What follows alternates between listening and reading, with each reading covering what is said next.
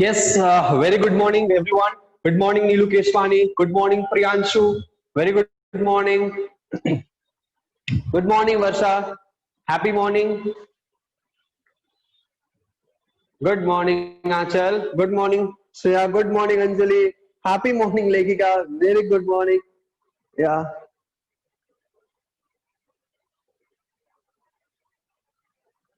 Good morning, Akanksha.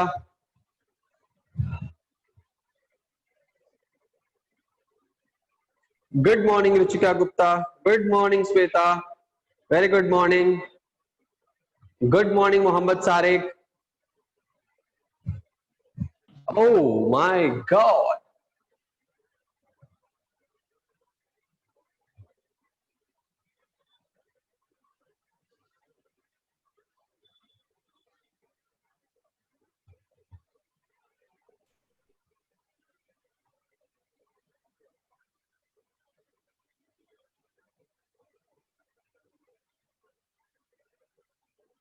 Good morning.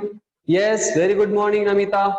Very good morning. चलो तो शुरू करते हैं आज का ये सेशन। ठीक है, आज हम लोग क्या पढ़ने वाले हैं? आज हम लोग पढ़ने वाले ये सब चीजें क्या है? Types of cancer, causes of cancer, diagnosis of cancer and treatment of cancer.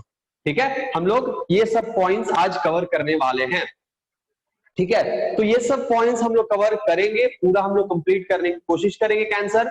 और अगले क्लास में हम लोग कोशिश करेंगे कि ड्रग्स शुरू कर दें। ठीक है, ड्रग्स शुरू कर दें। मलेरिया के बारे में भी डिस्कस करना है हमें। अभी अभी कुछ डिसीज, कुछ और डिसीज के बारे में भी डिस्कस करना है ना? तो ये सब चीजें कंप्लीट कर ले, कवर अप कर ले, फिर हम लोग ड्रग्स को एंटर कर जाएं। तो अगले क्लास में बचा हुआ जो डिजीज है, मलेरिया, बाकी सारे डिजीज, उसको कवर अप करेंगे और फिर हम लोग ड्रग्स में एंटर कर जाएंगे। ठीक है, मेरी वॉइस सब तक क्लियरली पहुंच रही है? किसी कोई दिक्कत नहीं है? वॉइस क्लियरली पहुंच रही है तो हाँ थम्स अप दे दीजिए। ठीक है, या फिर बता दीजिए क्लियरली पहुंच रही है। ठीक है, बोर्ड क्लियर है तो फिर बता दीजिए हमें कि बोर्ड क्लियर है,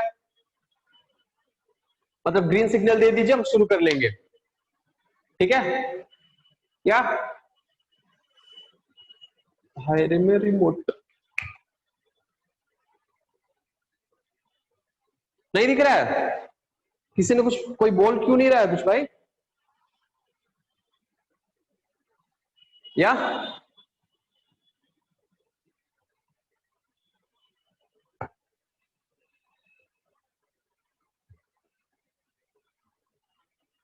हमारा बोर्ड क्लियरली दिखाई दे रहा है कि नहीं दे रहा है?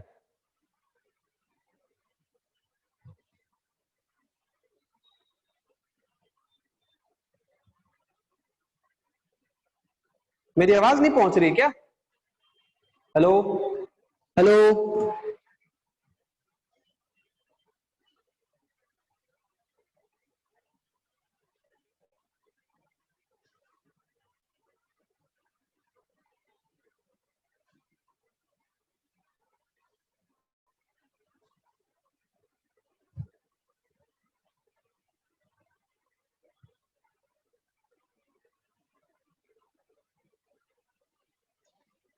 ओके, ओके, ओके, चलो ठीक है। All right, all right, all right, all right, चलो शुरू करते हैं। ठीक है, शुरू करते हैं। यहाँ पे एजेंडा, हमारा पहला एजेंडा क्या है? Types of cancer. तो टाइप्स ऑफ कैंसर को शुरू करते हैं। All right,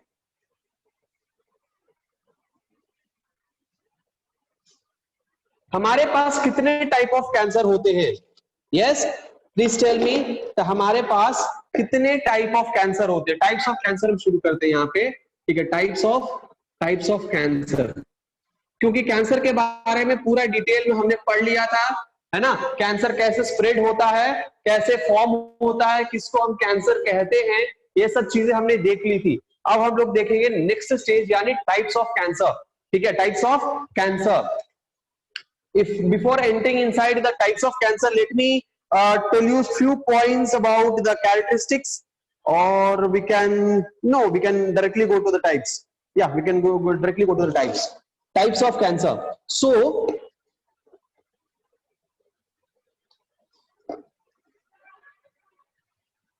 all right, so on the basis of tissue, which means, oh ho ho ho ho ho, Now, so cancer is divided into multiple types. Cancer is divided into multiple types. But यहाँ पे सब cancer को commonly मिलाकर कुछ 5 types of cancer यहाँ पे बताया गया है कि there are around 5 types of cancer. ठीक है, there are around 5 types of cancer. बहुत सारे ऐसे कैंसर है. Cancer n number of cancers हैं. Depend upon the which type of tissue it is affecting, which type of organ it is manifesting. So based on all these things, what is its characteristics, ये सब को मिलाकर हम क्या कहते हैं, बहुत सारे कैंसर है. लेकिन हम यहाँ पे कैंसर को सारे कैटेगरी को अक्यूमुलेट करके हमने एक क्लासिफिकेशन बनाया और उसमें हमने 5 टाइप का कैंसर बताया. कितने टाइप के होते हैं? 5 टाइप्स ऑफ कैंसर. सो उसमें से पहला जो टाइप है वो क्या है? This is the first type of cancer and that is your carcinomas. Carcinomas. अच्छा, इससे पहले कि इसके बारे में बताएं, let me ask one question from the previous class. Cancer causing agent का नाम क्या है? Please put it in the chat box. Cancer causing agent का नाम क्या है? What is the name of the cancer causing agent, या फिर what we call? Yes Sharanya.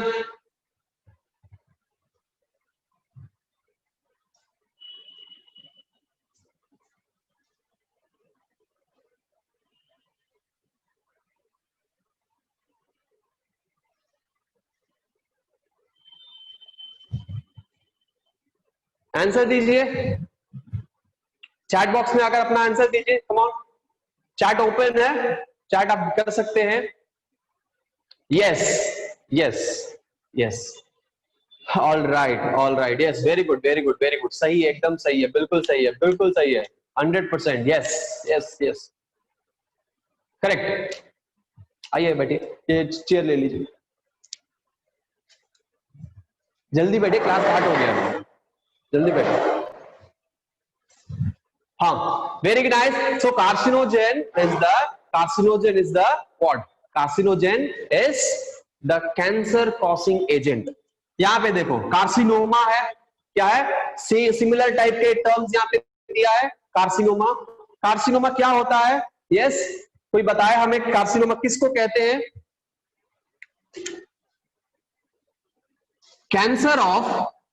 Cancer of epithelial tissue. Cancer of epithelial tissue. Cancer of epithelial tissue, है ना? सो epithelial cancer को हम क्या कहते हैं? कार्सिनोमा कहते हैं. अब यहां पे बात आती है कि क्या कैंसर कंटेजियस है? दिलबर, क्या कैंसर कंटेजियस है? कैंसर कंटेजियस है? यस, नो, कैंसर कंटेजियस नहीं होता है. ठीक है, कैंसर कंटेजियस नहीं होता है. क्यों नहीं होता है? क्योंकि ये इन्फेक्शियस नहीं है. अब ठीक है, ये क्या है? इन्फेक्शियस नहीं है.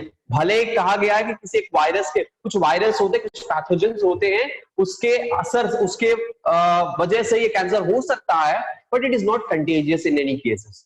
ठीक है, ये कंटेजियस नहीं होता है और इसीलिए ये कैंसर क्या स्प्रेड हो सकता है? नहीं हो सकता है, ये बिल्कुल नहीं हो सकता है. तो it is not contagious. This is also not contagious.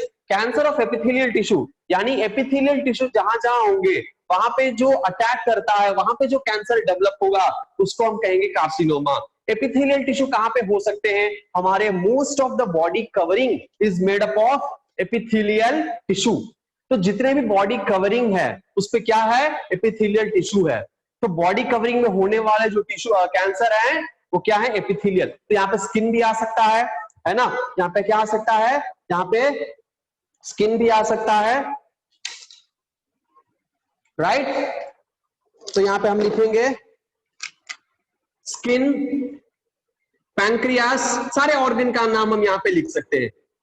Skin, pancreas, और कुछ लिखना है, लिवर लिखना है, लिवर भी लिख लो. लिवर के जो टिश्यू है उसको भी लिख सकते हैं. तो डिफरेंट चीजों के बारे में आप लिख सकते हैं यहाँ पे. ठीक है, स्किन लिख सकते हैं, पैंक्रियास लिख सकते हैं, लिम्फ नोड्स लिख सकते हैं, थ्रोट लिख सकते हैं, माउथ लिख सकते हैं, थ्रोट लिख सकते हैं, माउथ लिख सकते हैं, एक्सेट्रा एक्सेट्रा एक्सेट्रा, जितने भी है. यस, ऑफ कोर्स आप लिख सकते हैं जितने भी. और ये क्या है कि हमारे एपिथेलियल टिश्यू इतने भी बॉडी कवरिंग हो सकते हैं, ये सारे बॉडी कवरिंग पे अटैक करेगा.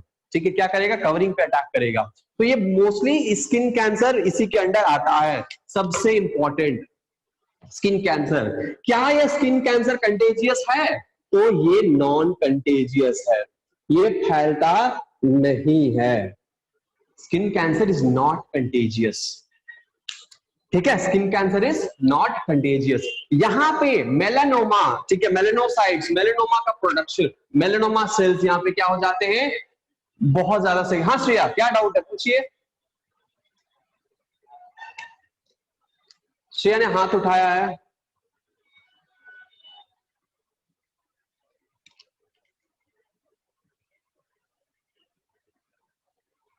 कोई डाउट है श्रेया? श्रेया हाँ, ओ पहले हैंड रेज था, और ठीक है कोई नहीं, चलो।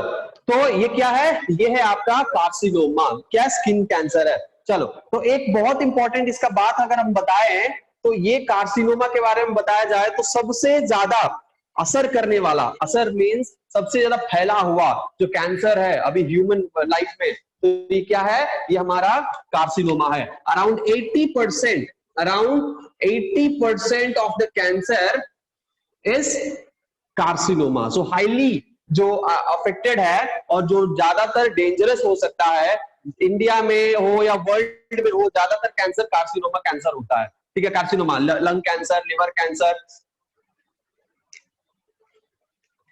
हो सकता है, नहीं ना, ऐसा जरूरी नहीं है, नहीं, जब तक वो पर्टिकुलरली डैमेज नहीं होगा, ठीक है, जब तक वो डैमेज नहीं होगा, जब तक कोई रेडिएशन नहीं आएगा, जब तक कोई पैथोजन नहीं आएगा, वो क्या नहीं करेगा, वो कॉज नहीं करेगा कैंसर, वो कैंसर कॉज नहीं करेगा, ठीक है, क्लियर है। चलो, पहला नंबर। दूसरा नंबर क्या हो सकता है हमारे पास, कार्सिनोमा है, लिम्फोमा है, तो लिम्फोमा हम दूसरे नंबर पे लिखे, लिम्फोमा लिख सकते हैं, यस। नंबर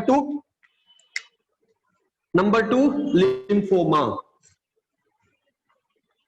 नंबर टू क्या है, लिम्फोमा। लिम्फोमा हम किसको कहते हैं, लिम्फ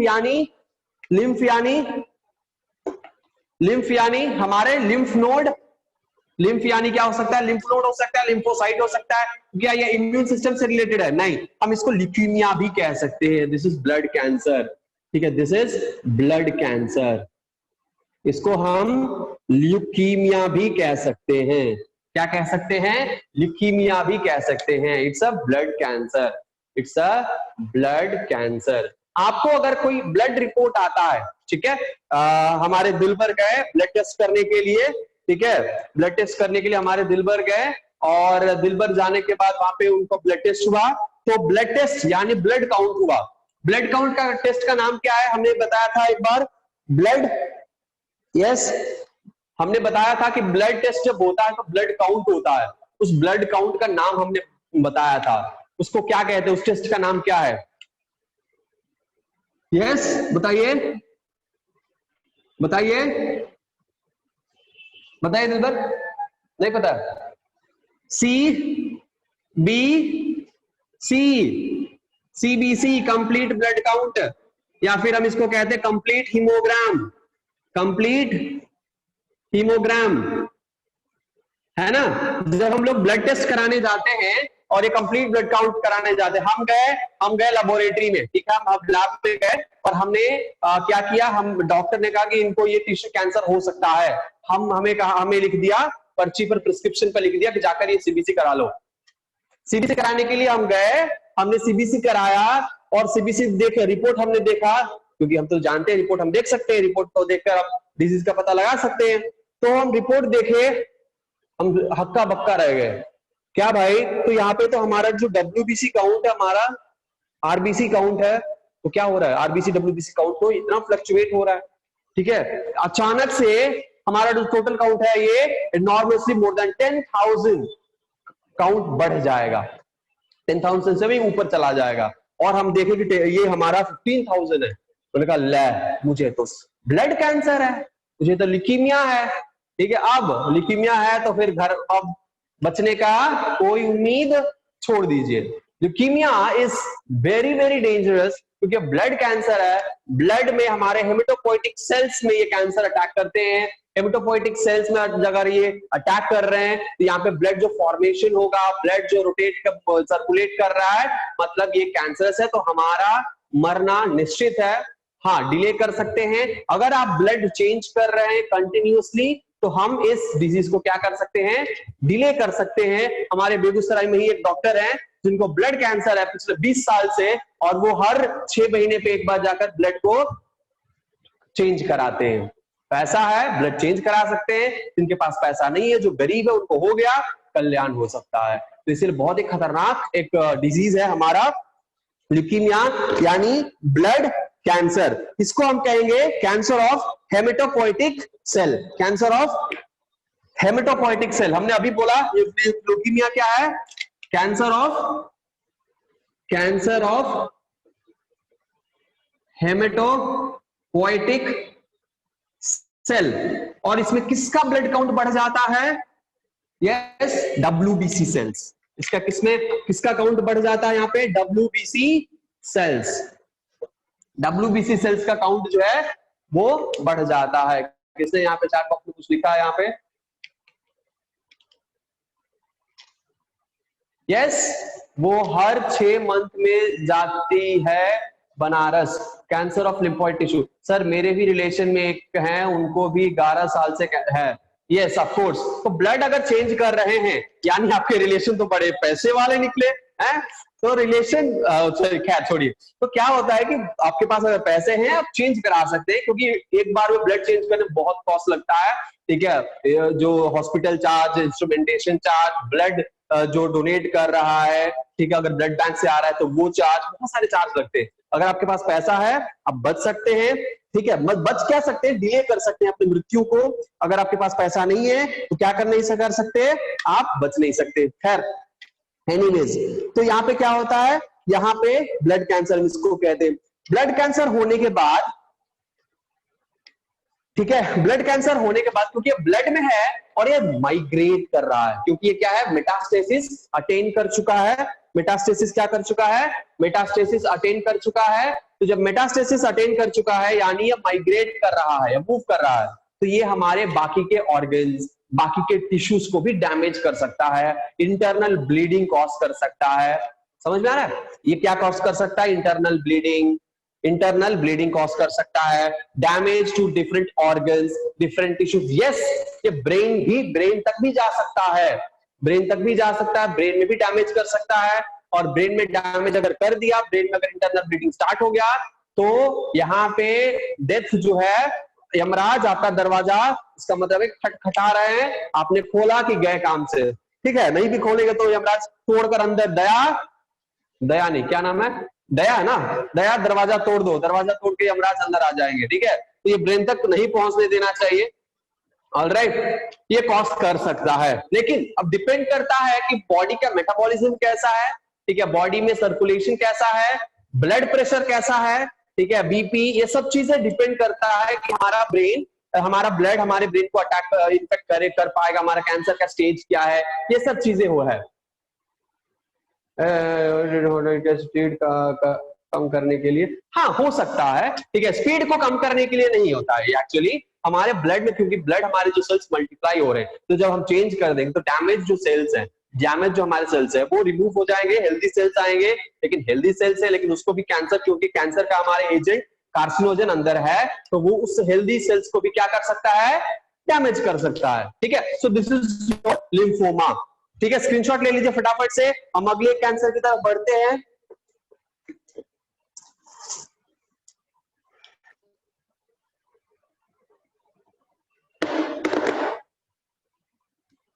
ठीक है,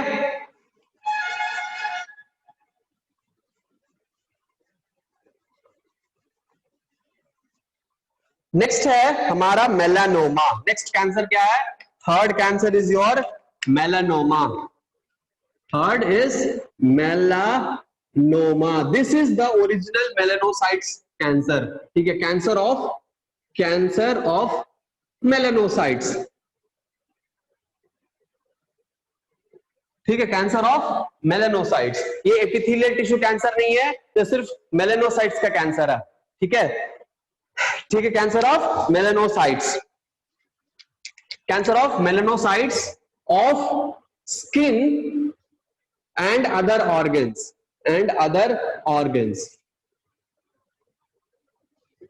ठीक है, skin and other organs, melanoma, ठीक है, मेलानोमा कैंसर। नेक्स्ट हमारा क्या कैंसर है? नेक्स्ट हमारा कैंसर है सार्कोमा। ये सब कैंसर उतना ज्यादा इफेक्टिव नहीं है। Melanoma is little bit effective और we can say little bit count में ज्यादा है मेलानोमा का कैंसर, ठीक है। जैसे हमारे पहले देखा हमने कार्सिनोमा, उसके बाद मेलानोमा का स्थान है, ठीक है, और उसके बाद धीरे धीरे lymphoma is very rare, very बहुत कम लोगों को लिम्फोमा यानी ब्लड कैंसर होता है, बहुत कम लोगों को, ठीक है, बहुत कम लोगों को क्या होता है, ब्लड कैंसर होता है। लेकिन हमारा carcinoma is highly spread, highly common, quite common, ठीक है, इन इंडिया और ओवरऑल वर्ल्ड में भी अगर देखें तो कार्सिनोमा इज मोर, ठीक है। मेरा इंग्लिश उतना अच्छा नहीं है, आप लोगों को पहले से ही पता है, तो हिंदी में बोलते समझते रहिएगा। कहीं अगर मेरा इंग्लिश बहुत ही ज्यादा अमेरिकन हो जाता है या ब्रिटिश वाला हो जाता है तो प्लीज मुझे बता दीजिएगा कि समझ में नहीं आया, ठीक है, उसके बाद हम फिर से समझा देंगे, ठीक है। ऑल राइट, उसके बाद अगर बात करें सार्कोमा का, ठीक है, sarcoma, what is sarcoma? So sarcoma is a cancer, the cancer of mesodermal origin, mesoderm tissue, mesoderm tissue यानी ऐसा टिश्यू जो एम्ब्रियोनिक डेवलपमेंट में, ठीक है, ऐसा ये मेसोडर्म टिश्यू में अटैक करता है, यानी ऐसा टिश्यू जो कि मेसोडर्म ओरिजिन से हुआ, मेसोडर्मल ओरिजिन है, और वैसे टिश्यू यानी हमारे बोन्स हैं, कार्टिलेज है, ये सब मेसोडर्मल ओरिजिन है। तो वैसे टिश्यूज को अटैक करने वाला कैंसर को क्या कहते हैं? Bone cancer. बोन कैंसर हम यहाँ पे हम लिख सकते हैं, दिस इज बोन कैंसर, ठीक है। तो मेसोडर्मल टिश्यू में अटैक करने वाला जो कैंसर होता है हम उसको क्या कहते हैं? सार्कोमा कहते हैं। सो एग्जाम्पल हम यहाँ पे लिखेंगे बोन कैंसर, बोन कैंसर यहाँ पे, ठीक है, बोन कैंसर यहाँ पे लिख सकते हैं, ठीक है, राइट। अगर हम बोन कैंसर यहाँ पे होता है तो बोन का सेल्स को हम क्या कहते हैं? बोन के सेल्स को कहते हैं ऑस्टियोसाइट। जैसे हमने लिखा मेलानोसाइट्स यानी मेलानोमा, वैसे ही ये ऑस्टियोसाइट है, ऑस्टियोसाइट में हो रहा है। मतलब हम इसको क्या कह सकते हैं? क्या कह सकते हैं? मेलानोमा यानी मेलानोसाइट्स, ऑस्टियोसाइट मतलब क्या कह सकते हैं? नाम बताइए तो दिलबर। अगर मेलानोमा है, ठीक है, मेलानोसाइट्स में अटैक किया तो मेलानोमा है। यहाँ पे अगर ऑस्टियोसाइट में अटैक कर रहा है तो इसको क्या कहेंगे? इस कैंसर को ऑस्टियोमा। ग्रेट, तो यहाँ पे क्या कहेंगे इसको? हम कहेंगे ऑस्टियोमा। क्या कहेंगे? ऑस्टियोमा कहेंगे, ठीक है। तो ऑस्टियोसाइट्स में अटैक करेगा, ऑस्टियोमा। लेकिन कॉमनली हम कहते हैं यानी जो भी ऑर्गन या जो भी टिश्यू मेसोडर्म ओरिजिन से है उसको हम कहेंगे सार्कोमा, और उसमें अलग अलग टिश्यू का अलग अलग अपना नाम है, डिपेंड अपॉन इट्स सेल, ठीक है। अगर यही एडिपोज टिश्यू में कॉज कर रहा है, ये दो चीजें पूछता है, ठीक है, एडिपोज टिश्यू में कॉज कर रहा है, एडिपोज टिश्यू में कॉज कर रहा है, इसको क्या कहेंगे? लिपोमा। यस, इसको हम कहेंगे लिपोमा, इसको हम कहेंगे लिपोमा।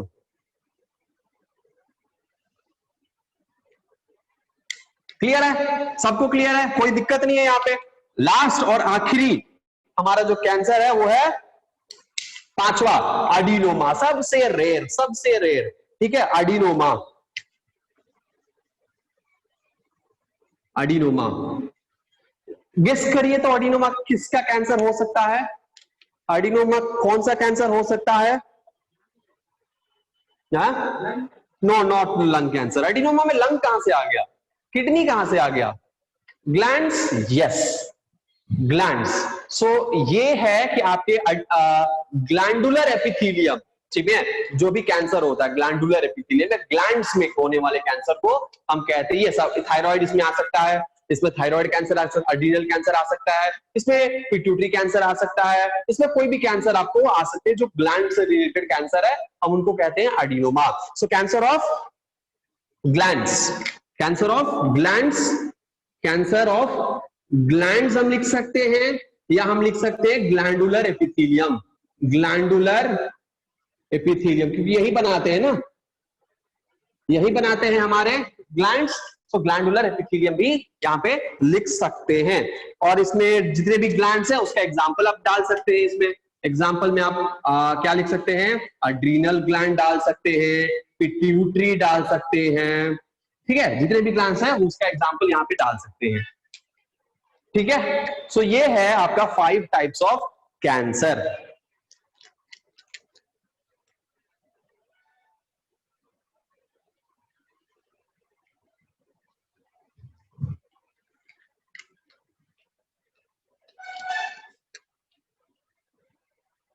दिल भर नोट कर लीजिए फटाफट से, जल्दी से।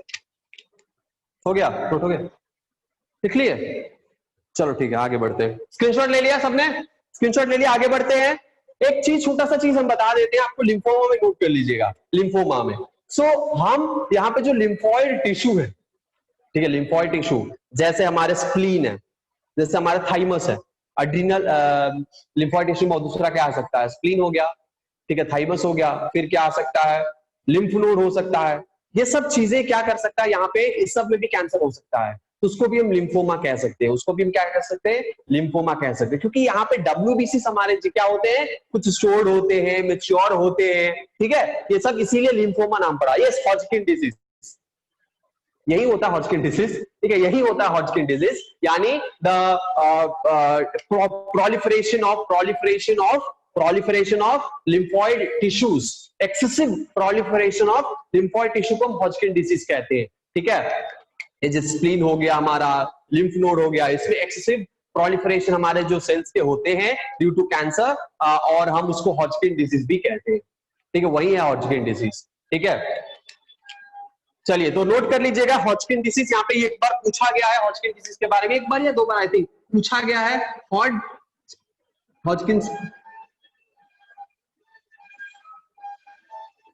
हॉजकिंस डिसीज, स्पेलिंग में गड़बड़ी हो सकता है, ठीक है, देख लीजिएगा, स्पेलिंग में गड़बड़ी यहाँ पे हो सकता है, हम आपको कंफर्म करते हैं, 1 मिनट में रुक जाइए। ठीक है, हॉजकिन कहाँ गया? हॉजकिंस, सही है, एकदम सही है, हॉजकिंस डिजीज स्पेलिंग परफेक्ट है, तो हॉजकिन डिजीज।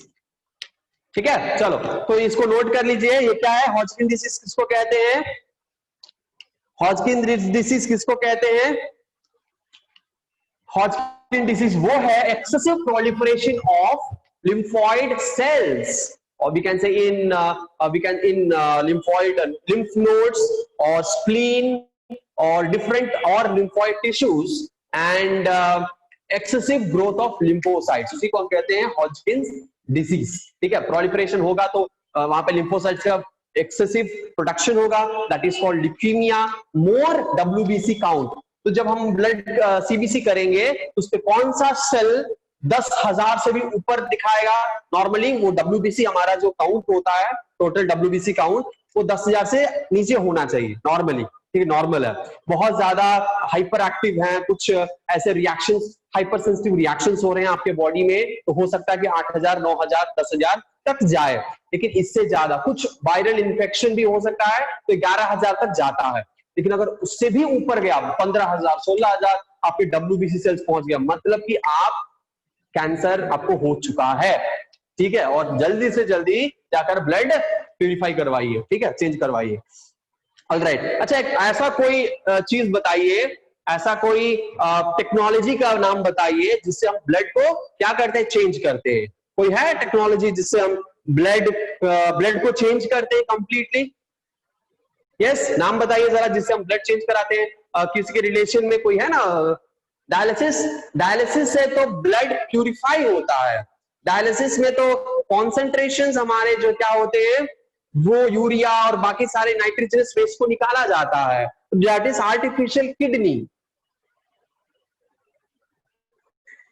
गूगल पर बस सर्च मत करिएगा प्लीज, सोच समझ के अगले क्लास में मुझे जवाब दे सकते हैं। डायलिसिस क्या सही है? ये भी सोचिए, हो सकता है कि सही हो। ठीक है, सोचिएगा, क्योंकि हम डायलिसिस किडनी में यूज करते हैं। किडनी में क्या होता है? ब्लड को प्यूरिफाई करने के लिए होता है। ठीक है, ब्लड को प्यूरिफाई करता है ब्लड सेल्स, लेकिन वहां पे ब्लड सेल्स वहां पे क्या नहीं होता? चेंज नहीं होता है। हाँ, blood transfusion, yes exactly, exchange transfusion या फिर ब्लड ट्रांसफ्यूजन हम यहाँ पे कहते हैं। एग्जैक्टली, यहाँ पे सही जवाब है ब्लड ट्रांसफ्यूजन। ठीक है, blood completely trans, yes, artificial kidney dialysis machine, yes of course, so that is artificial kidney। Kidney का काम करता है वो। यहाँ पे ब्लड ट्रांसफ्यूजन हम यहाँ पे करते हैं, तो ब्लड को चेंज, इसका हम नाम देते हैं ब्लड ट्रांसफ्यूजन। क्या डायलिसिस ब्लड ट्रांसफ्यूजन दोनों सेम है? सोचिए। ठीक है, आगे बढ़ते हैं हम लोग और हम देखते हैं कि कॉज क्या हो सकता है कैंसर का। ठीक है, क्या क्या डिफरेंट डिफरेंट कॉसेस है कैंसर के, ठीक है। चलो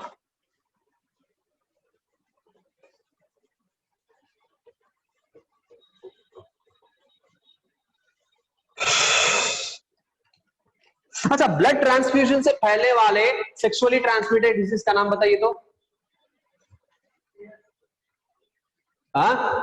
HIV भी हो सकता है, सही है, एड्स हो सकता है ब्लड ट्रांसफ्यूजन से। चलो नेक्स्ट बात करते हैं।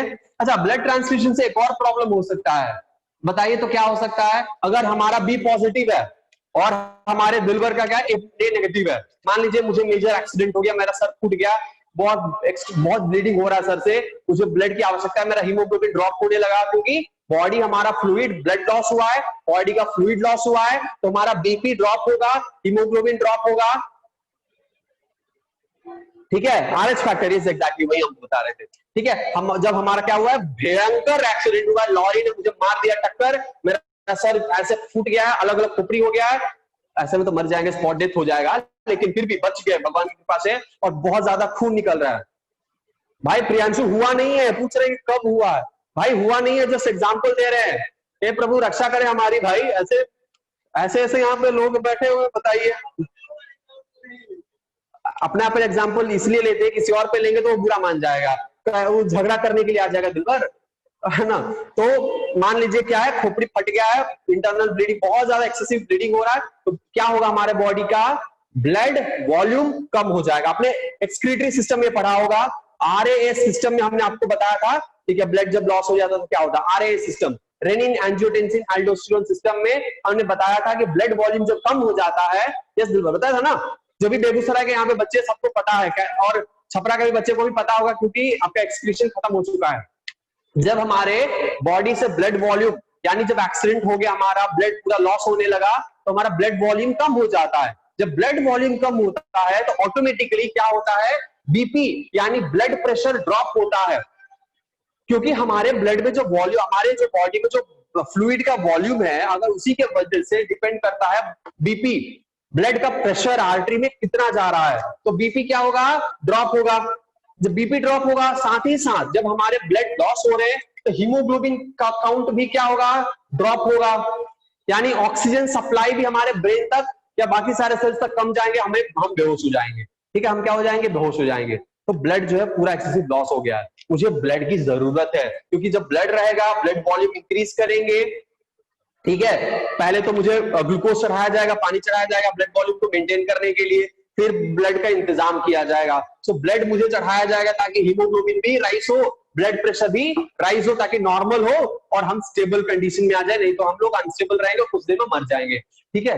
तो ये क्या है, बीपी ड्रॉप है, हीमोग्लोबिन ड्रॉप है। अब क्या होगा, ब्लड ट्रांसफ्यूजन कराया, मतलब ब्लड जो है हमारे अंदर चढ़ाया जाएगा, तो हमारा ब्लड ग्रुप है बी पॉजिटिव, हम बहुत ही सेंसिटिव इंसान है, इसीलिए बी पॉजिटिव है, ठीक है, राइट। तो मान लीजिए कि दिलबर हमारे बैठे हुए हैं और इनका है बी नेगेटिव या ए पॉजिटिव, ठीक है, या ए नेगेटिव। अब हम क्या हुआ है, हमें हमारा एक्सीडेंट हुआ है, एक्सीडेंट होने की वजह से क्या हुआ, खोपड़ी फट गया है, बहुत सारा ब्लड निकल चुका है, हमारे ब्लड में वॉल्यूम कम हो गया है, जिसकी वजह से बीपी ड्रॉप हो गया है।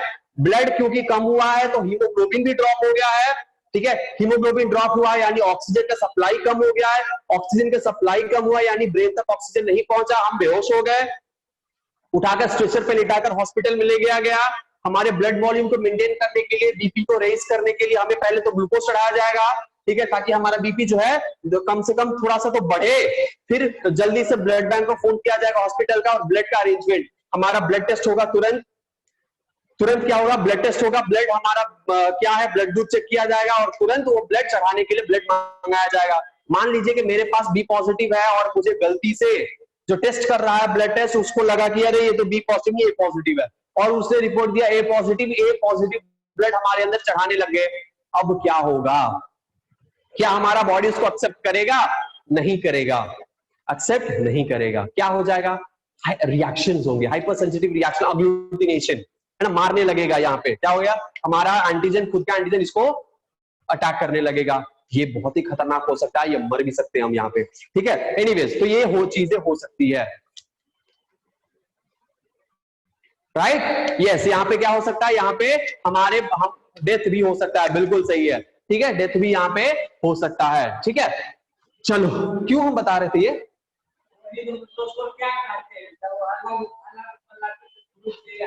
हाँ हाँ हाँ ठीक है। तो क्या होता है, चलो हमारे दिल पर यहाँ पे ऑफलाइन क्लास के लिए आए हुए हैं, मस्त लड़के हैं, ठीक है। चलो हो गया।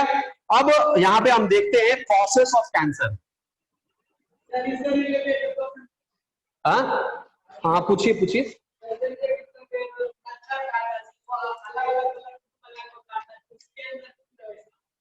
हाँ ये क्वेश्चन बहुत बेवकूफी वाला क्वेश्चन है।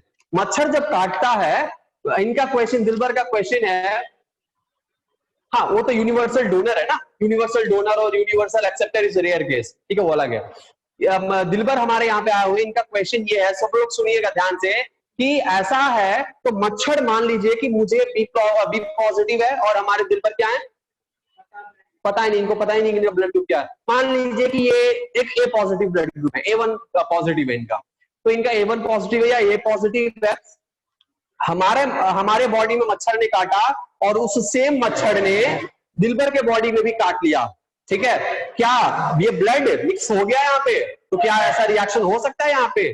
क्वेश्चन ही गलत है। क्यों? क्योंकि इनको पता नहीं कि जब मच्छर काटता है, ठीक है, मच्छर काटता है तो मच्छर क्या करता, ब्लड खून चूसता है, ठीक है, लेकिन जब डंक मारता है वहां पे, ठीक है, तो क्या ब्लड को रिलीज करता है? सलाइवा रिलीज करता है। क्या रिलीज करता है? सलाइवा रिलीज करता है, और उसके सलाइवा में स्पोरोजोइट होते हैं जिसके कारण मलेरिया होता है, ठीक है। ब्लड नहीं डालता है, वो सलाइवा डालता है। ब्लड तो चूसेगा लेकिन डालेगा सलाइवा, तो क्या वहां पे ब्लड मिक्सिंग होता है? सोचो, है ना, उसके बाद अपने आप समझ में आ जाएगा। मच्छर के शरीर में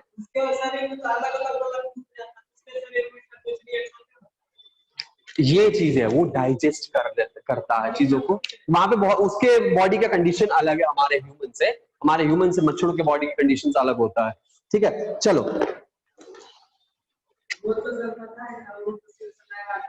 हाँ, ओ माय गॉडनेस, क्या बात है दिलवर, ग्रेट। चलो कॉजेस ऑफ कैंसर, तो कैंसर जो है ये कैसे हो सकता है? कैंसर हो सकता है फिजिकल कॉजेस के वजह से, ठीक है, कैंसर हो सकता है फिजिकल कॉजेस के वजह से, ठीक है, या बायोलॉजिकल, फिजिकल फिजिकल केमिकल और बायोलॉजिकल एजेंट्स के वजह से, बायोलॉजिकल एजेंट्स के वजह से क्या हो सकता है? कैंसर हो सकता है, फिजिकल केमिकल बायोलॉजिकल, ठीक है, फिजिकल केमिकल एंड बायोलॉजिकल। अच्छा एक बात बताइए सब लोग, अभी यहाँ पे हम लोग ना क्या करते हैं, यहाँ पे 1 मिनट के लिए हम लोग रुकते हैं। क्यों रुकते हैं भाई? तो यहाँ पे एक बहुत बहुत ही इंपॉर्टेंट काम है आप लोगों से। क्या काम है भाई? तो काम ये है कि अगर यहां तक आप लोगों को समझ में आ गया है तो आप लोग क्या करें, आप लोग टिक लगा दें कि समझ में आ गया है, टिक लगा दें ताकि हम देख समझ लें कि आप लोगों को समझ में आया, यहां तक मजा आ रहा है क्लास में।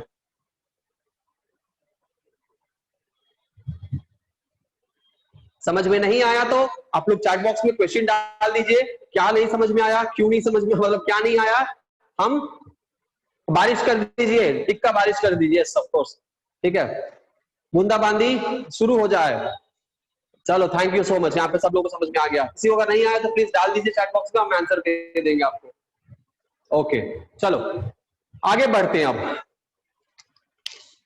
Physical chemical and biological agents के वजह से यहाँ पे कैंसर हो सकता है। फिजिकल एजेंट क्या है? What is physical agent? कोई बता सकता है कि फिजिकल एजेंट क्या है? Physical agent, yes, continuous,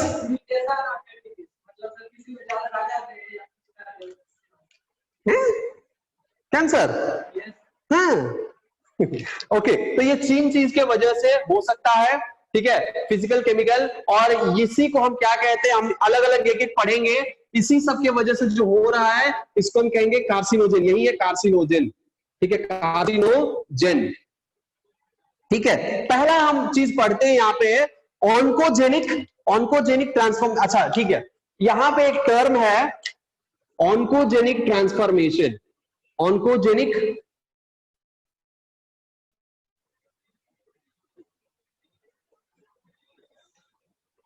what is oncogene?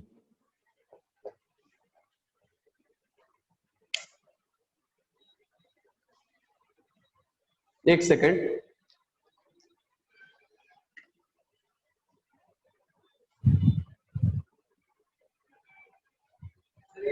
Dilbar, Ambu sir, दिलबर यहाँ पे ऑफलाइन सेंटर पे आए हुए हैं, यहाँ हमारे सामने बैठे हुए हैं टेबल चेयर पर और पेन कॉपी लेकर बैठकर पढ़ रहे हैं, ऑफलाइन सेंटर पे आए हैं। अंबू सर पूछ रहे हैं, हाँ ठीक है, तो दिलबर यहाँ पे आए हुए हैं ऑफलाइन, ठीक है। चलिए, तो फिजिकल राइट, ऑन्कोजेनिक, यहां पे जो हमारा ऑन्कोजीन है, ऑन्कोजेनिक किसको इंडिकेट कर रहा है? ये इंडिकेट कर रहा है ऑन्कोजीन को। याद है ऑन्कोजीन? लास्ट क्लास में हम लोगों ने पढ़ा था ऑन्कोजीन। क्या है ऑन्कोजीन? ये cancer causing gene, yes cancer causing gene. तो हमारा जीन है प्रोटो ऑन्कोजीन, क्या है? हमारा नॉर्मल जीन है, और ये proto oncogene under the effect of carcinogen it is converted into oncogene which causes high proliferation of cells, उसको हम कहते हैं ऑन्कोजीन। ऑन्कोजेनिक ट्रांसफॉर्मेशन यानी cell, normal cell cancerous cell में ट्रांसफॉर्म होना, उसको कहते हैं ऑन्कोजेनिक ट्रांसफॉर्मेशन। क्लियर है? देखिए, बायोलॉजी का हर एक वर्ड इतना ही सिंपल होता है अगर हम उस टर्म को समझते हैं तो। अगर नहीं समझेंगे तो ये लगेगा कि अरे बाप रे, ये कौन सा टर्म आ गया यहाँ पे। इसके बारे में अब हम लोग पढ़ना शुरू करेंगे गूगल पे, ठीक है। जब गूगल पे पढ़ेंगे तो गूगल पे इतना सारा इंफॉर्मेशन होगा, वेग इंफॉर्मेशन, ठीक है। एक छोटे से वर्ड के लिए कि आप पढ़ेंगे तो लगेगा कि बहुत बड़ा चीज है, लेकिन ऐसा है नहीं। अगर इसको हम सिंपल चीज समझ, इसका मीनिंग समझ ले तो बहुत ही सिंपल है ना। कैंसर कॉसिंग जीन क्या है? Cancer causing gene. और ये कैसे कन्वर्ट हुआ? प्रोटो ऑन्कोजीन से कन्वर्ट हुआ ड्यू टू कार्सिनोजेंस। और यही गूगल पे डाल के आप देख लीजिए, हम अगर गलत कह रहे हैं तो डाल दीजिए, विकिपीडिया पे खुल जाएगा 4 से 5 पेज का ऑन्कोजीन से, ठीक है, ऑन्कोजीन्स के बारे में। और उसमें आपको जीन्स का नाम, ठीक है, जीन का नंबर, उसका नोमेनक्लेचर, क्लासिफिकेशन, पता 10 चीजें आएगा, जिसको पढ़ के लगेगा कि भाई इस जन्म में तो नीट नहीं निकलेगा, ठीक है। तो इसीलिए वो सब गूगल पे कभी भी आप लोग सर्च ना करें, गूगल बाबा को भरोसा ना करें। गूगल बाबा पे है इंफॉर्मेशन बहुत सारे, वो सच भी होते हैं, अच्छे होते हैं, लेकिन वो सब चीजें आप लोगों के लिए नहीं है। आप लोगों के लिए प्रिसाइज और ब्रीफ इंफॉर्मेशन की जरूरत है, जो कि एग्जाम में आए, स्कोर करो, ठीक है। बाकी रिसर्च वगैरह करना है तो कैंसर सेंटर में आप जाना, एमबीबीएस बन के, एमडी बन के, और फिर वहां पे रिसर्च करना कैंसर के बारे में, वहां पे डिटेल में पढ़ना, ठीक है। चलो, ऑन्कोजेनिक ट्रांसफॉर्मेशन समझ में आ गया सबको? आगे बढ़ते हैं और यहाँ पे देखते हैं फर्स्ट यहाँ पे क्या है? फर्स्ट ऑन्कोजेनिक ट्रांसफॉर्मेशन है, हमारे जेनेटिक इंफॉर्मेशन यहाँ पे चेंज हो जाएगा। और ये चेंज होगा कैसे?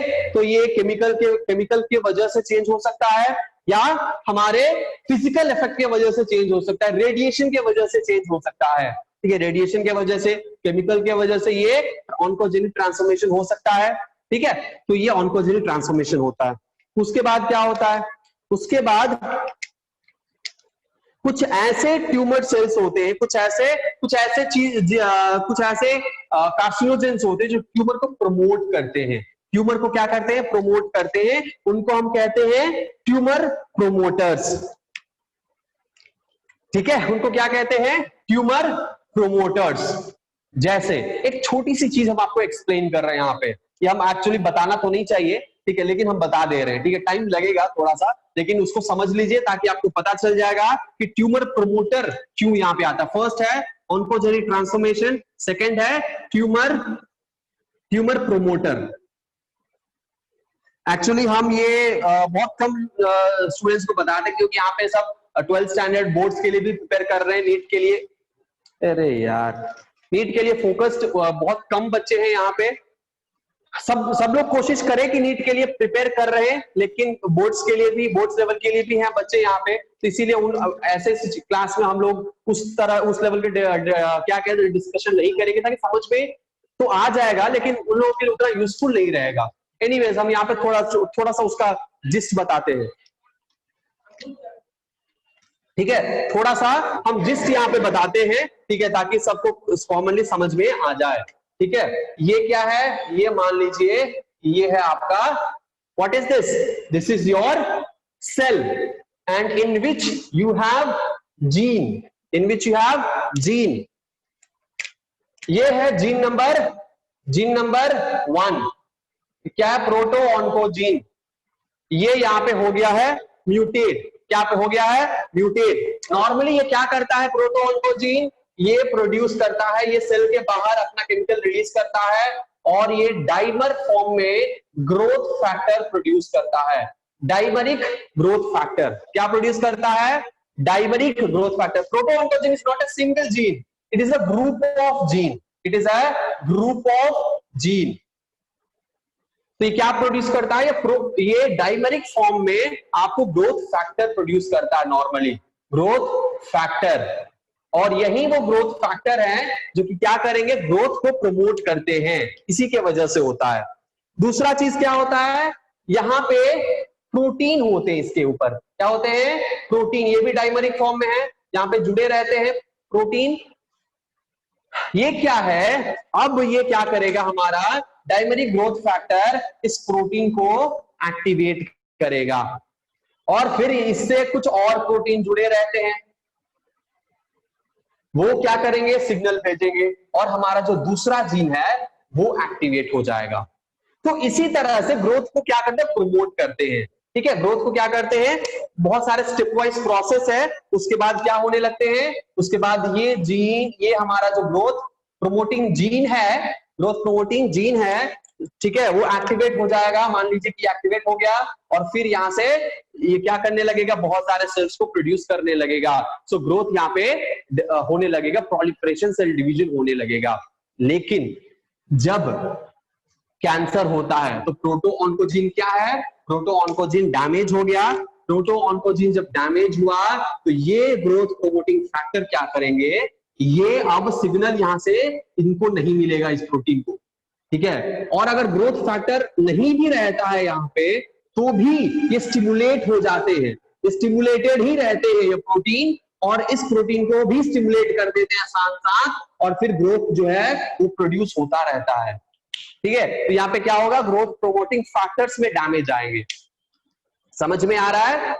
बहुत सारे जीन हैं जिसमें proto oncogene is a set of gene, ठीक है, tumour suppressor gene is a set of gene, उसमें कई सारे सब जीन्स भी होते हैं, ठीक है, सेट ऑफ जीन। और ये जो हमारे सेट ऑफ जीन है, यानी मान के चलिए कि 4 से 5 या 6 यहाँ पे हमारे जीन्स हैं, ठीक है, एक सेट में, एक प्रोटो ऑन्कोजीन में 4 जीन है, 5 जीन है या 10 जीन है, ठीक है, उनमें से एक जीन का काम होता है ग्रोथ फैक्टर को प्रोड्यूस करना।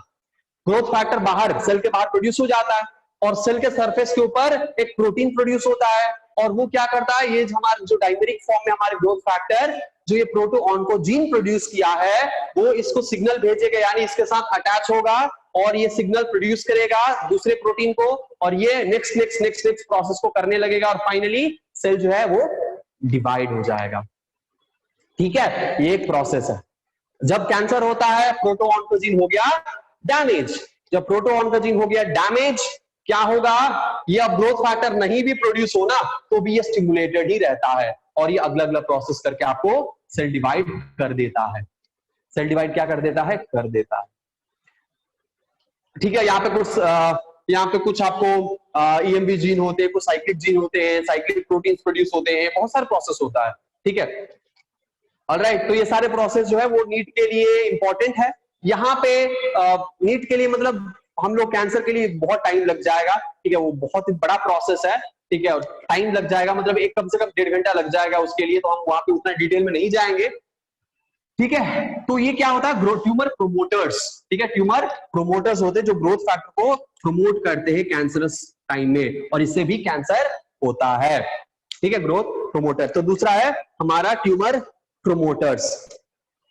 तीसरे हैं tumour virus, tumour virus, tumour virus, ठीक है, ये ऐसे वायरस हैं जो कि हमारे डीएनए और आरएनए को क्या करेगा, ये हमारे जेनेटिक्स में चेंज करेगा और फिर ये कैंसर को कॉज करेगा, ठीक है। कुछ वायरस के नाम हम आपको बता दें जो कैंसर को कॉज कर सकता है। कुछ वायरस का नाम बताते हैं जो कैंसर को कॉज कर सकता है। एप्स्टीन बार वायरस, क्या नाम है? एप्स्टीन। हम यहां पे लिख देते हैं, नीचे नहीं दिख रहा है,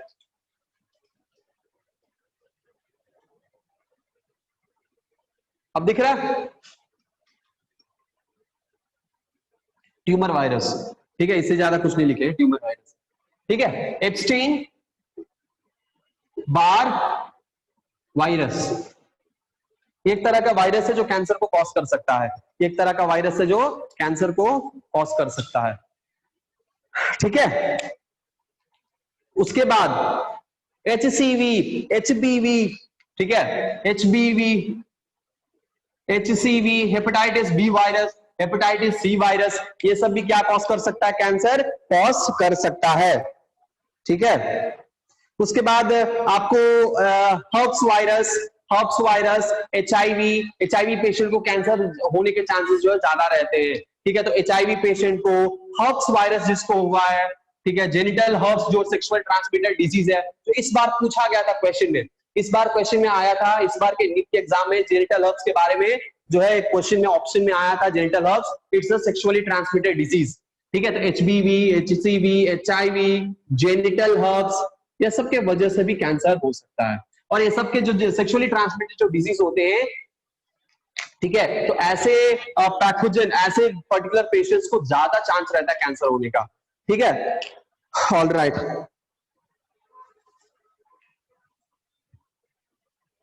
ठीक है। कुछ ऐसे बैक्टीरिया, जैसे हमने लेखिका ने पूछा बैक्टीरिया की वजह से हो सकता है, यस ऑफ कोर्स हो सकता है। पेप्टिकल्चर, हेलिकोबैक्टर पाइलोरी की वजह से पेप्टिकल्चर हो सकता है, और ये बहुत ज्यादा पेप्टिकल्चर हो रहा है, और अगर कुछ इसमें कुछ म्यूटेशन हो गए तो ये गैस्ट्रिक कैंसर कॉज कर सकता है। कौन सा? हेलिकोबैक्टर पाइलोरी, हेलिकोबैक्टर पाइलोरी, ये क्या कॉज कर सकता है? पेप्टिक अल्सर कॉज कर सकता है, और नॉर्मली, और इसके बाद अगर बहुत इसमें कुछ मॉडिफिकेशन हुए, चेंजेस हुए, तो यहाँ पे गैस्ट्रिक कैंसर कॉज कर सकता है। नहीं दिखाई दे रहा होगा शायद, हम चेंज कर देते हैं, ठीक है। गैस्ट्रिक कैंसर कॉज कर सकता है, ठीक है, गैस्ट्रिक कैंसर कॉज कर सकता है।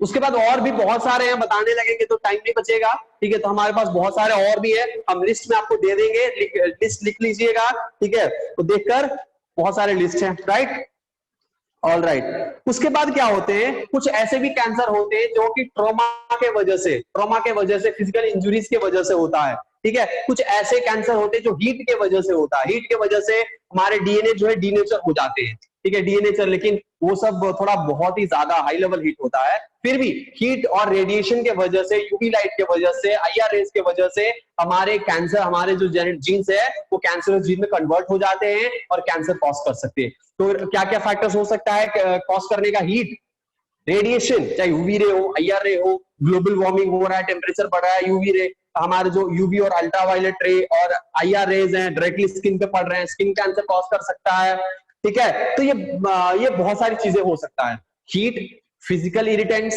कोई बाहर से आने वाला कोई पैथोजन, एंटीजन, पैथोजन, कोई एलर्जन, वो भी कैंसर कॉज कर सकता है, ठीक है। उसके बाद रेडिएशन, तो ये सब कॉसेस हैं। केमिकल्स, कुछ केमिकल और ड्रग्स के इस्तेमाल से भी कैंसर हो सकता है। कई सारे ऐसे ड्रग्स होते हैं जो हम लोग इंजेक्ट करते हैं, ड्रग एडिक्ट हो जाते हैं, और वो ड्रग क्या कर सकता है, हमारे बॉडी में चेंजेस ला सकता है और कैंसर कॉज कर सकता है। Smoking, very good. Smoking can cause lung cancer. Of course, smoking can cause lung cancer. Smoking से, हाँ, मास्क निकालो, हाँ बोलो। Tobacco, yes yes yes, use of tobacco. So tobacco से क्या होता है? टोबैको से ये कैंसर हो सकता है। हमारे ओरल कैंसर, गुटखा, तंबाकू, ये सब खाने से मुकेश जो है, मुकेश को क्या हो सकता है? कैंसर हो सकता है। सॉरी, यहाँ पे कोई मुकेश नहीं है इसीलिए नाम लिए, ठीक है। सिनेमा घरों में जाइएगा तो मुकेश पहले अपना दर्शन दिखाते हैं कि हम 18 साल के हैं और हम इतने सालों से गुटखा का सेवन कर रहे हैं और आज ऑपरेशन है, शायद मैं बच भी ना पाऊं, है ना। तो वो बचता भी नहीं, अफसोस कि हम मुकेश को बचा नहीं सके, है ना। तो डॉक्टर आकर कहते, तो इससे भी हो सकता है। सिंथेटिक डाइज, यस, डाइज से भी हो सकता है। केमिकल्स यानी बाहर से आने वाले वो केमिकल्स की वजह से हो सकता है। एक्सेसिव पोल्यूशन की वजह से हो सकता है कैंसर, एक्सेसिव पोल्यूशन की वजह से हो सकता है। ठीक है, उसके बाद बहुत सारे अदर फैक्टर्स भी है जिसके वजह से कैंसर हो सकता है। चलो समझ गए, समझ में आ गया। अब यहाँ पे टिक लगा दो कि समझ में आ गया, तो कम ऑन जल्दी से टिक लगाओ।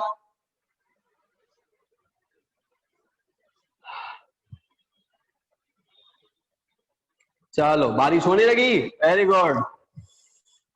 कोई डाउट है किसी को, कोई संदेह है, कोई डाउट है तो पूछ सकता है। हाँ, चिमनी में काम करते हैं उनको भी हो सकता है, बिल्कुल हो सकता है। तो चिमनी में काम करते हैं जो कलरिंग डाइस की इंडस्ट्री में काम करते हैं, जो अंडरग्राउंड सुरंगों में काम करते हैं, जो माइनिंग फैक्ट्रीज में काम कर सकते हैं, यस ऑफ कोर्स उनको भी हो सकता है। ठीक है, तेल के फैक्ट्री में बड़े बड़े सऊदी अरेबिया वहां पे तो मोस्टली कैंसरस होते हैं वहां पे। उसके बाद केमिकल फैक्ट्री जो केमिकल रिलीज करता है अंडरग्राउंड पे, वो पानी जो कंज्यूम करता है उन सबको कैंसर हो सकता है। ऐसा कई सारे मूवीज भी बने होंगे जो कि केमिकल फैक्ट्रीज अपना एफ्लुएंस को निकालता है बाहर, ठीक है, जो अपना वेस्ट को निकालता है बाहर और वो पानी में मिक्स हो जाता है और वो जिस जिस गांव में नदियों में जाता है प्रदूषित करता है और उसको पीने वाले को या एनिमल्स को, बर्ड्स को, ह्यूमंस को कैंसर होता है। ठीक है, और कैंसर विलेज भी बन गया था, है ना। तो ये चीजें जो है ये होता है, ऐसा है, मूवीज बहुत सारे इसके बने हुए हैं। ठीक है, आगे बढ़ते हैं और देखते हैं इसका डायग्नोसिस क्या है। हाँ, सनलाइट के ज्यादा एक्सपोजर से हो सकता है क्योंकि ओजोन डिप्लीशन हो रहा है सनलाइट के ज्यादा। रिवर्स स्मोकिंग, रिवर्स स्मोकिंग का मतलब होता है उल्टा। ठीक है, क्या करते हैं कि हम लोग सिगरेट तो फिल्टर सिगरेट का इस्तेमाल करते हैं। फिल्टर यानी देखो सिगरेट का हम टाइप बताते हैं आपको। हमने आज तक स्मोकिंग नहीं किया है, ठीक है, स्मोकिंग हम नहीं करते हैं, आई डोंट स्मोक, लेकिन हमें पता है कुछ कुछ चीजें। ठीक है, ये मान लो कि क्या है, सिगरेट है, यहां पे इसके बॉटम में क्या होता है, फिल्टर होते हैं, स्पॉन्ज। और इसी तरह के स्मोकिंग सिगरेट का इस्तेमाल करना चाहिए जो सिगरेट का इस्तेमाल कर रहा है। ठीक है, बाकी का इस्तेमाल नहीं करना चाहिए। तो ये सिगरेट है, हमने ब्लैक का सिगरेट जो है वो टॉक्सिक नहीं होता है। ठीक है, तो ब्लैक का इस्तेमाल ज्यादातर गर्ल्स, लेडीज और कुछ कुछ जो स्टार्टर होते हैं जिनको सिगरेट स्मोकिंग नहीं आदत होता है तो कभी कभी टेस्ट करने के लिए पी लेते हैं। ठीक है, that is common, normal, that is no problem. ठीक है, तो यहाँ पे क्या है, लेकिन कोई स्मोकिंग ना करे। ठीक है, स्मोकिंग इज वेरी डेंजरस। ठीक है, हम ऐसे मजाक कर रहे हैं लेकिन स्मोकिंग बहुत ही डेंजरस है, कोई स्मोक ना करे। क्या होता है, यहाँ पे फिल्टर लगा रहता है। ठीक है, तो हम जलाते कहाँ है, यहाँ पे। ठीक है, जला देते हैं, ये जलता है, यहाँ पे स्पॉन्ज है, फिल्टर है। तो स्मोकिंग जब हम खींचते हैं तो ये सिर्फ उसका जो क्या है, हमारा जो फिल्ट्रेटेड है, तो वहां पे उतना ज्यादा टॉक्सिक सब्सटेंस अंदर नहीं जाएगा। लेकिन जब हम इसको उल्टा करके जाते हैं तो डायरेक्ट स्मोक हमारे अंदर जाता है, डायरेक्ट वो हम इसको यहाँ पे मुंह लगा देते हैं। ठीक है, और इसके थ्रू हम इनहेल कर लेते हैं। ठीक है, सिगरेट को हम जब नॉर्मली ऐसे पीते हैं, यहाँ पे पकड़ते हैं, है ना, मान लीजिए फिल्टर है आपका, ठीक है, ऐसे हम सिगरेट पी रहे हैं। ठीक है, हम इसके क्या करें, उल्टा करके खींच लेंगे, मतलब डायरेक्ट धुआं अंदर ले लेंगे। That is called reverse smoking. जलता है भाई, जल जाता। एक बार हमने देखा था एक वीडियो में, टिकटॉक वीडियो बनाया था, रिवर्स स्मोकिंग कर रहा है और चूसा जैसे ही अंदर खींचा, अंदर तक चला गया सिगरेट और जल गया। यहाँ पे वो फेंक दिया, फिर वो उल्टी करके फेंक दिया। जल जाता है, ऐसा नहीं होता, जलता है, बिल्कुल जलता है। लेकिन ये सब क्या मजा आता है ना, यंग एडल्ट एज में टीनेजर्स को मजा आता है स्टाइल दिखाने में। लेकिन ऐसा नहीं करना चाहिए, प्लीज इसको अवॉइड करिएगा। ठीक है, स्टाइल दिखाने के चक्कर में, लड़की को इंप्रेस करने के चक्कर में अपना जान गंवा देना, ठीक है, ये कहाँ की समझदारी है, बेवकूफी है। खुद का पैसा लगाओ खुद की जान लेने के लिए। सुपारी देता क्या खुद का कोई अपना, नहीं देता ना, तो बस, तो ये सुपारी देने जैसा ही है, तो इसीलिए इसका इस्तेमाल ना करें। चलो नेक्स्ट हम बात करते हैं डायग्नोसिस और डिटेक्शन एंड डायग्नोसिस के बारे में। डिटेक्शन एंड डायग्नोसिस,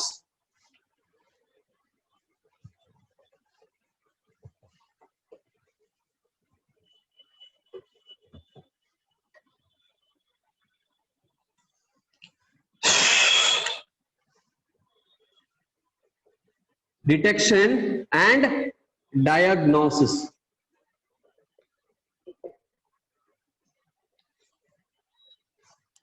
एक बार की बात है, बहुत ठंड लग रही थी तो सोचे कि एक बार क्या किया, स्मोक कर लिया जाए।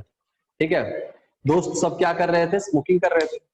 हमने कहा हम भी स्मोक कर सकते हैं, लो मुंह में लिया, जैसे ही एक फूक अंदर गया, इतना खांसी हुआ, इतना खांसी हुआ, मैंने हाथ जोड़ लिया, भाई ये सब रिस्क हम नहीं उठाएंगे, स्टंट हम नहीं करेंगे कभी भी जिंदगी में, ठीक है, इसीलिए प्लीज इसको मत करिएगा, है ना। Smoking is very injurious to health.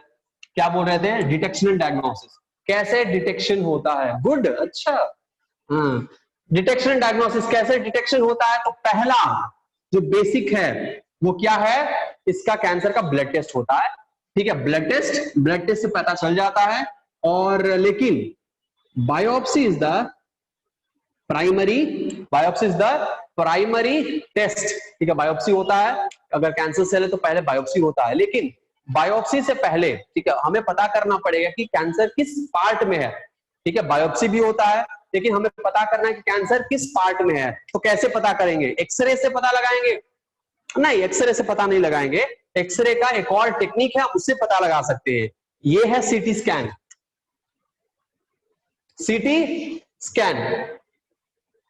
सीटी scan is a type of X-ray technique, ये भी एक तरह का क्या है, एक्सरे टेक्निक है, जिसका फुल फॉर्म क्या है, सीटी स्कैन का फुल फॉर्म क्या है, सी फॉर, बोलो, नहीं पता, कंप्यूटेड,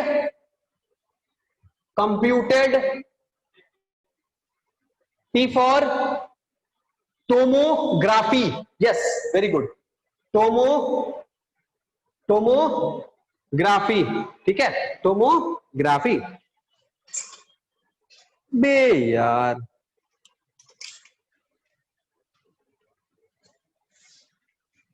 एक बार बताए थे, अच्छा ठीक है, हम बताए थे तब तो ठीक है, कंप्यूटर टोमोग्राफी, और ये स्कैन, ठीक है, स्कैन करता है, स्कैनिंग मतलब स्कैन, है ना, जैसे एयरपोर्ट पर जाते हैं तो ऐसे कर देते हैं, एक मशीन यहाँ पे लगता है, ठीक है, कि कुछ है कि नहीं, बॉम्ब तो नहीं रखा अंदर, तो इसीलिए तो उसको हम कहते हैं स्कैनिंग, ठीक है, हम पेपर को स्कैन करते हैं, है ना, पेपर को पूरा स्कैन करते हैं, हम मोबाइल फोटो क्लिक करके उसका स्कैन होता है, तो उसको कहते हैं स्कैनिंग, यानी जांच करना पूरा शीट का, पूरा बॉडी का, तो कंप्यूटर टोमोग्राफी, कंप्यूटर के टेक्निक से, ठीक है, हम क्या करते हैं, ये एक तरह का एक्सरे टेक्निक ही है, उससे हम क्या करते हैं, स्कैन करते हैं पूरे बॉडी का। जब ये टेक्निक का इस्तेमाल करेंगे, जब ब्रेन का हुआ था कि दिमाग ठीक नहीं है क्या सुरजी, ब्रेन का सीटी स्कैन करो, ओके, तो क्या होता है, इससे कंप्यूटर टोमोग्राफी यानी सीटी स्कैन होता है, पूरे बॉडी का होता है, किसी भी पार्ट का हो सकता है, ठीक है, हम भी जा रहे हैं कुछ दिन में, 10-15 दिन में या 1 महीने के बाद हम भी अपना सीटी स्कैन करवाएंगे, ठीक है, तो सीटी स्कैन उसे होता है, ठीक है, क्योंकि पिछले 3 दिन से हमें भयंकर सरदर्द हो रहा है, तो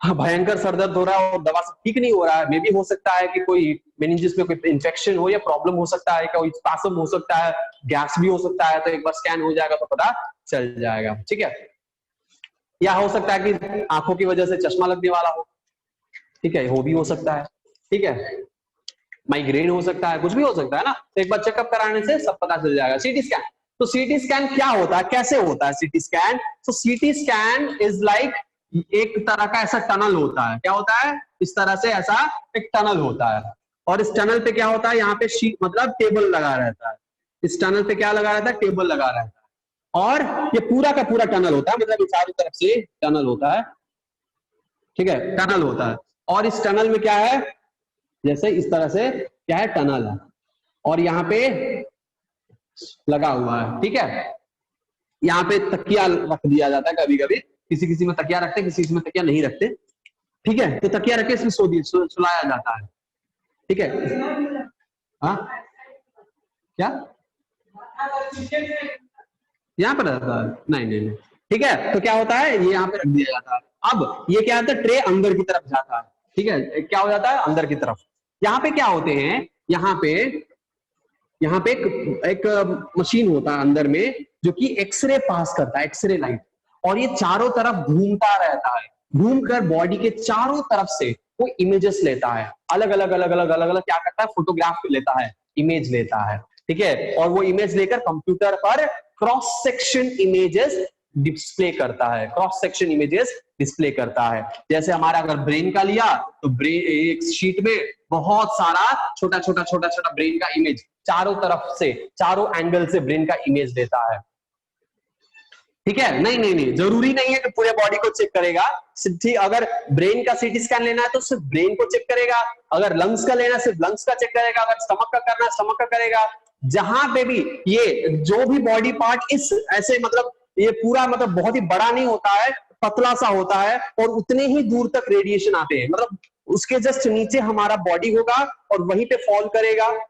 ठीक है, एक बार सीटी स्कैन हो जाएगा ना तो आप लोगों को एक्सपीरियंस हो जाएगा। ठीक है, भगवान न करे किसी को सीटी स्कैन करने की जरूरत पड़े। ठीक है, तो क्या होता है, यहां से एक्सरे लाइट पास होता है और वो पिक्चर लेता है, पिक्चर लेकर डिस्प्ले करता है, पहला सीटी स्कैन। तो सीटी स्कैन से पता चल सकता है कि किस जगह पे कैंसर सेल है और किस जगह पे क्या है, कैंसर सेल है, और कैंसर सेल कितना स्प्रेड हो चुका है, तो हमें पता चल जाएगा। ठीक है, तो वो हमें इमेज दिखा देगा।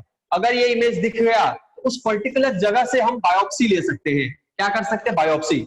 बायोप्सी यानी छोटा सा टुकड़ा, ये हार्मफुल होता है, ठीक है, ऑफ कोर्स रेडिएशन हार्मफुल होता है, बिल्कुल होता है हार्मफुल। ठीक है, इसीलिए बहुत ज्यादा सीटी स्कैन जिसका होता है उसको ऐसे ही कैंसर हो जाएगा।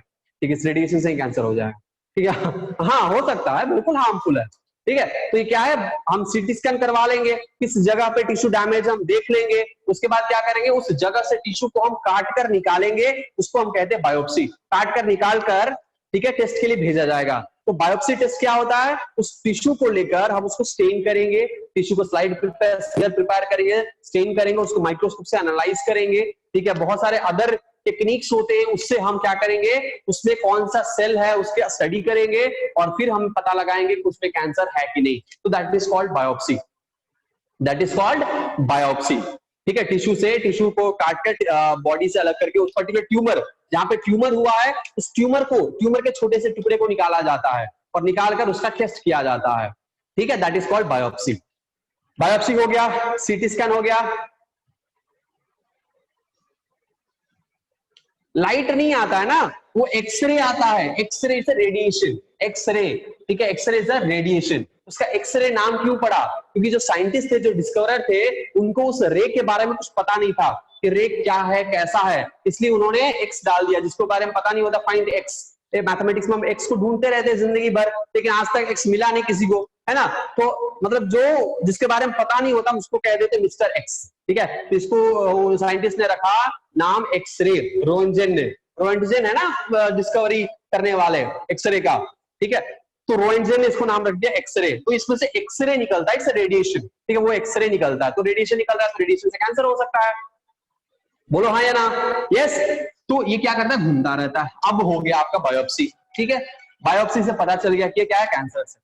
अगर बायोप्सी नहीं हो रहा है, अगर सीटी स्कैन बायोप्सी नहीं हो रहा है, तो एक और टेक्निक है जिससे हम पता लगा सकते हैं, and that is your MRI scan. क्या है, MRI scan. What is MRI, magnetic resonance imaging. Magnetic resonance imaging same to same इसी तरह का टेस्ट होता है, ऐसा है MRI, yes, same to same इसी तरह का टेस्ट होता है। एमआरआई स्कैन थोड़ा सा डिटेल्ड नॉलेज देता है, डिटेल्ड और एडवांस टेक्निक है। सीटी स्कैन का एडवांस टेक्निक है, इसी तरह से होता है। एमआरआई स्कैन में बहुत टाइम लगता है, around 45 minutes to 1 hour time लगता है पूरे टेस्ट होने में, बहुत ही नॉइसी होता है। ठीक है, तो एमआरआई से हम पता लगा सकते हैं, एमआरआई से मैग्नेटिक रेजोनेंस। यहाँ पे यूवीए घूम रहा है, लेकिन एमआरआई में क्या होता है, मैग्नेटिक रेज, मैग्नेटिक रेडिएशन यहाँ पे आते हैं, यहाँ पे मैग्नेटिक इफेक्ट क्रिएट होता है, और उस मैग्नेटिक इफेक्ट से ही क्या करते हैं, हम बॉडी को स्कैन किया जाता है और फिर पता चलता है कि कैंसर है कि नहीं है। इसीलिए हम इसको नाम रखते हैं मैग्नेटिक रेजोनेंस इमेजिंग। मैग्नेटिक, क्योंकि यहाँ पे इस एक्सरे के जगह पे क्या होता है, मैग्नेट होते हैं, और मैग्नेट यहाँ पे मैग्नेटिक फील्ड क्रिएट करते हैं और उससे स्कैन होता है, मैग्नेटिक रेजोनेंस इमेजिंग। लेकिन बाकी सब प्रोसेस जो है वो सीटी स्कैन जैसा ही होता है। ठीक है, बहुत ही नॉइजी होता है, यहाँ पे साउंड क्रिएट होता है। ठीक है, नॉइसी होता है, इसीलिए हेडफोन लगाया जाता है। कोई भी मेटल यहाँ पे नहीं होना चाहिए। सीटी स्कैन करो या कोई भी एक्सरे करो तो हमारे बॉडी में कोई मेटल पार्ट्स नहीं होने चाहिए, सबको रिमूव किया जाता है और फिर एमआरआई होता है। बिल्कुल, इससे magnetic radiation produce, magnetic effect यहाँ पे प्रोड्यूस होता है। ठीक है, तो मैग्नेटिक रेडिएशन ही होता है, मैग्नेट से उसका मैग्नेटिक फील्ड क्रिएट होता है ना। ऑलराइट, समझ में आया। अब ये तो हो गया नॉर्मल हमारे बॉडी का कैंसर को हम पता लगाए। अगर मान लीजिए कि हमारे बॉडी में नहीं है, फीमेल के सर्विक्स में कैंसर है, फीमेल के क्या है, सर्विक्स में कैंसर है, सर्विक्स में कैंसर है। इसको हम कैसे पता लगा सकते हैं, इसको हम पता लगा सकते हैं पैप टेस्ट से, इसको हम पता लगा सकते हैं Pap test. Pap test, Pap is a cytological technique. क्या करते हैं, टिश्यू को स्टेन करके, स्टेनिंग टेक्निक होता है सर्विक्स का, और हम क्या करते हैं, उसी से हम पैप टेस्ट करते हैं। ठीक है, पैप टेस्ट स्टेनिंग टेक्निक होता है। ठीक है, तो सर्विकल कैंसर के लिए पैप टेस्ट होता है। उसके बाद आता है मैमोग्राफी, उसके बाद आता है मैमोग्राफी। नेक्स्ट टेक्निक है, पहला है बायोप्सी, दूसरा एमआरआई स्कैन बताया, सीटी स्कैन बताया, तीसरा है एमआरआई स्कैन, चौथा है पैप टेस्ट, और पांचवा क्या है, पांचवा है मैमोग्राफी। मैमोग्राफी क्या होता है, ब्रेस्ट कैंसर के लिए होता है। सीटी स्कैन का रेडिएशन ज्यादा हार्मफुल होता है। ठीक है, ये दोनों का होता है भाई, हम किसको कहेंगे ज्यादा होता है। Mammography is a memory gland breast cancer, sorry breast cancer के लिए मैमोग्राफी होता है।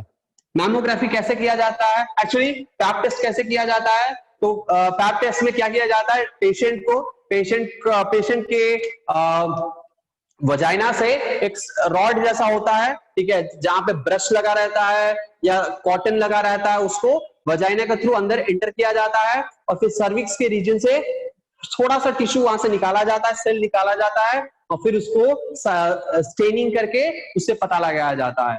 That is Pap test. ठीक है, पैप टेस्ट। मैमोग्राफी टेस्ट क्या है, ब्रेस्ट कैंसर, ब्रेस्ट को क्या किया जाता है, एक प्लेट होता है, ठीक है, एक स्टैंड जैसा होता है, और उसपे दो प्लेट होते हैं। ठीक है, दो प्लेट होते हैं। एक प्लेट पर क्या किया जाता है, ब्रेस्ट को, ठीक है, ब्रेस्ट को क्या किया जाता है, उस पे एडजस्ट किया जाता है। ठीक है, ब्रेस्ट को इस पे रखा जाता है, ठीक है, और फिर क्या किया जाता है, ऊपर से प्लेट को दबाया जाता है, प्रेस किया जाता है फुल्ली, इसको, इस ब्रेस्ट को पूरी तरीके से प्रेस किया जाता है। प्रेस करने के बाद ऊपर में क्या होता है, एक लाइट होता है, ऊपर में एक मशीन होता है जिसमें से लाइट यहाँ पे फॉल हो रहा है, लाइट फॉल हो रहा है। ठीक है, ऊपर में एक मशीन है, कुछ नहीं लिख रहा है, ऊपर में एक मशीन है जहां से लाइट फॉल हो रहा है। अब ये लाइट क्या करेगा, चारों तरफ से क्या करेगा, इसका पिक्चर लेगा, इस पे लाइट पास करके रेडिएशन, और इसका पिक्चर लेगा, और पिक्चर लेकर बताएगा कि किस जगह पे क्या होते हैं, किस जगह पे हमारे कैंसर प्रेजेंट होते हैं। दोनों ब्रेस्ट के सेम टेस्ट लिया जाता है, इसको कहते हैं मैमोग्राफी। ठीक है, इसको कहते हैं mammography. So these are the diagnostic technique, जिससे क्या किया जाता है, डायग्नोस्टिक टेक्निक जिससे कैंसर का पता लगाया जाता है। ठीक है, समझ में आ गया, समझ में आ गया सब कुछ। इसका क्या कह रहे हैं, स्क्रीनशॉट ले लीजिए।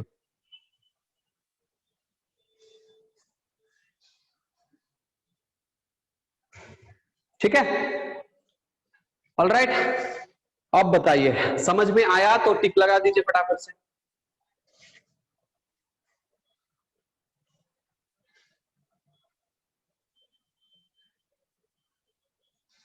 ऑलराइट, सबको समझ में आ गया। थैंक यू सो मच आज के लिए, बस इतना ही।